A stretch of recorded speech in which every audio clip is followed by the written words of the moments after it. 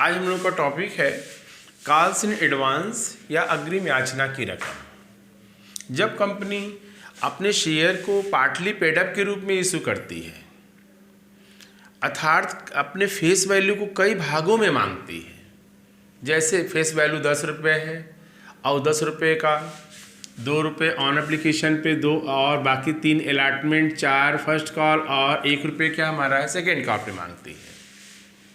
और सबका due date भी क्या रहता है, अलग अलग रहता है। कैसे? एप्लीकेशन का ड्यू डेट 1 अप्रैल है, अलॉटमेंट का जून है, फर्स्ट कॉल का दिसंबर है, सेकेंड कॉल का मार्च है। ऐसे कंडीशन में कुछ शेयर होल्डर ऐसे होते हैं जो अपने अलॉटमेंट हुआ या फर्स्ट कॉल हुआ या सेकेंड कॉल हुआ उसका पैसा वो ड्यू डेट के पहले ही कर देते हैं। पहले का मतलब अलॉटमेंट का फर्स्ट कॉल का ड्यू डेट क्या दिसंबर 1 दिसंबर है, उन्होंने जून में ही पेमेंट कर दिया।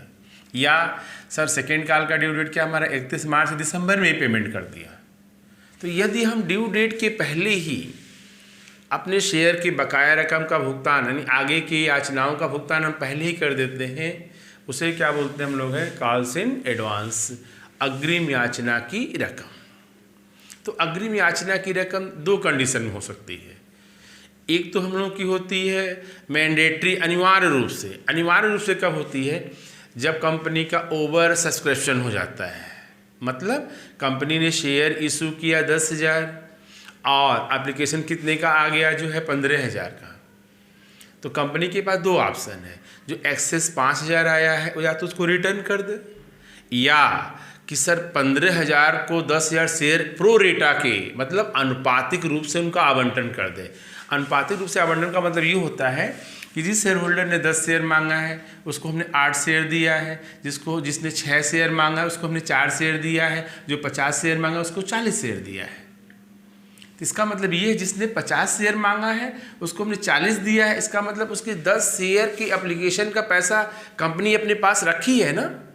इसी तरह टोटल 15,000 शेयर के लिए एप्लीकेशन आया, हमने उस सबको कितना अलॉट किया, केवल 10,000 शेयर अलॉट किया, 10,000 इशू किया था। तो जो 5,000 शेयर की एप्लीकेशन की जो मनी होगी वो कंपनी के लिए क्या हो जाएगी, calls in advance on application पर ही हो जाएगी। तो एप्लीकेशन पे नॉर्मली जो है कौन सी एडवांस अमाउंट होती है, जो सर हमारा ओवर सब्सक्रिप्शन के रूप में अमाउंट आ जाती है।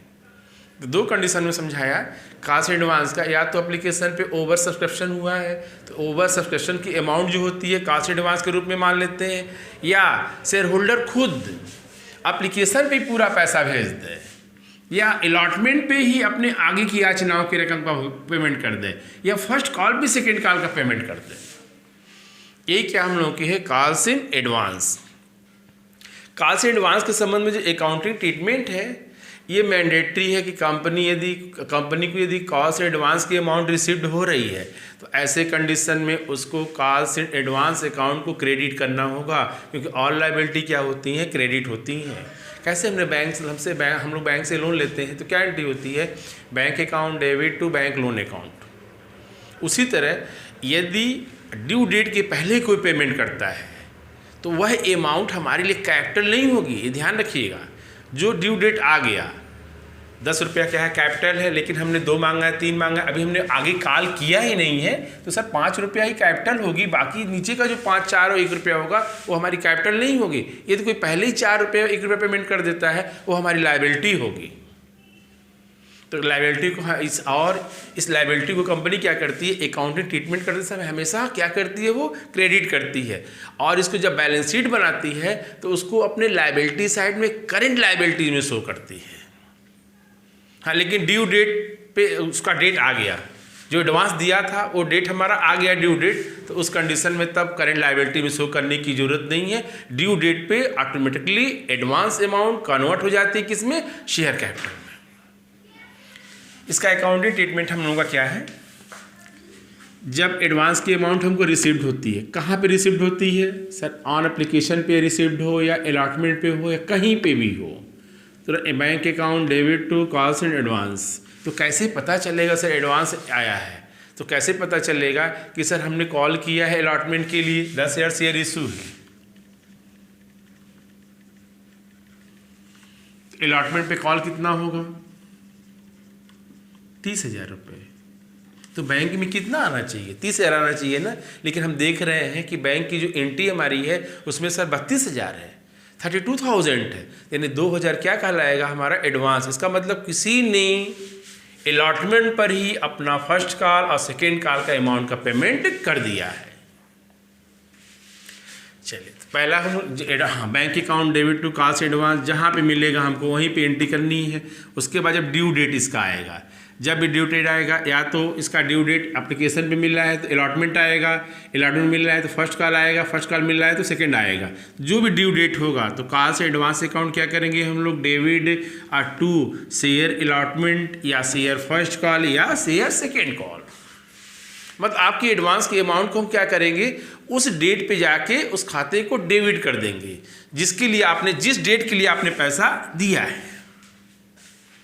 ये हम लोग की एंट्री है कि सर कॉल से एडवांस पे 2 एंट्री हम लोग की है। एक तो अमाउंट रिसीव्ड होने पर और एक अमाउंट क्या है ऑन ड्यू डेट पर, उसको हम कैंसिल कर देते हैं। कॉल से एडवांस अकाउंट जो पैसा मिला था आपको ऑन अलॉटमेंट है या फर्स्ट कॉल है सेकेंड कॉल पे, उसी खाते से पैसा हम क्या करते हैं, रिकवर कर लेते हैं। और जैसे ही एंट्री कर लेते हैं तब कॉल से एडवांस अमाउंट जो है कंपनी के लिए करेंट लायबिलिटी नहीं होती है। ये था हम लोग का कॉल से एडवांस के संबंध में अकाउंटिंग ट्रीटमेंट। कभी कभी कंपनी क्या करती है, कॉल से एडवांस पे इंटरेस्ट का भी प्रोविज़न करती है, अंशधारियों को ब्याज भी देती है। और कितना ब्याज देती है इसके लिए वह अपने आर्टिकल्स ऑफ एसोसिएशन पार्षद अंतर्नियम में पहले ही मेंशन किए रहती है।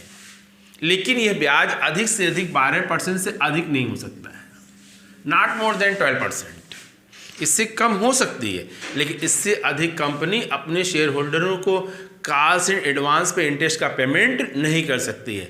यदि कंपनी ब्याज लगाती है तो उसके संबंध में क्या एंट्री करते हैं हम लोग हैं, पहले तो ब्याज की रकम ड्यू होने पर, कब ब्याज देगी, लास्ट में। तो इंटरेस्ट, हाँ, इंटरेस्ट ऑन कॉल से एडवांस अकाउंट डेबिट। क्यों डेबिट हुआ है, क्योंकि इंटरेस्ट क्या है हम लोगों का है, रेवेन्यू नेचर का एक्सपेंसेस है, और सारे एक्सपेंसेस क्या होते हैं, डेबिट। सभी खर्चे सभी हानियाँ डेबिट। फिर डेबिट हो गया, देना किसको है, शेयर होल्डरों को, शेयर होल्डर्स अकाउंट। फिर ऑन पेमेंट पे है share holder account debit to bank. चाहे तो हम इसको बंद करके एक भी एंट्री पास कर सकते थे, इंटरेस्ट ऑन कॉल से advance account debit to bank account, या 2 एंट्री हमने किया है ऑन ड्यू पर, ऑन पेमेंट पर। चूँकि ये लॉस है तो at the end of year हम लोग क्या करते हैं, अपने बिजनेस की नेट प्रॉफिट, एक्चुअल प्रॉफिट निकालने के लिए इसको सारे खर्चों को हम लोग कहाँ ट्रांसफ़र कर देते हैं, स्टेटमेंट ऑफ पीएल में। पीएल में ट्रांसफ़र करने पे क्या एंट्री होगी, statement of profit and loss account debit to interest on calls in advance account. तो ये था हम लोग का provision, entry, accounting treatment, definition calls in advance अग्रिम याचना के संबंध में। तो अग्रिम याचना के संबंध में मैंडेटरी है कॉल से एडवांस अकाउंट खोलना, ये हमेशा ध्यान रखिए। जबकि कॉल से एरियर में क्या है, ये ऑप्शनल है। ऑप्शनल मतलब कॉल से एरियर के संबंध में अकाउंट ओपन करें या न करें, लेकिन कॉल से एडवांस में क्या हम लोगों का है, अकाउंट ओपन करना जरूरी है, मैंडेटरी है, और इसको बैलेंस शीट में करेंट लायबिलिटी में शो करना भी आपके लिए ज़रूरी है। जब, हाँ, लेकिन ड्यू डेट पे अगर उसका अमाउंट कैंसिल हो जाती है, कॉल से एडवांस अकाउंट डेबिट हो जाता है, तो ऐसे कंडीशन में बैलेंस शीट में हम लोग करेंट लायबिलिटी में नहीं शो करते हैं। तो ये हम लोग का छोटा एक टॉपिक था, कॉल से एडवांस कंप्लीट होता ही 60 नोट के रूप में पूछा जाता है। तो ये वीडियो हम लोग का कवर होता है। वीडियो अच्छा लगे तो लाइक ज़रूर कीजिए।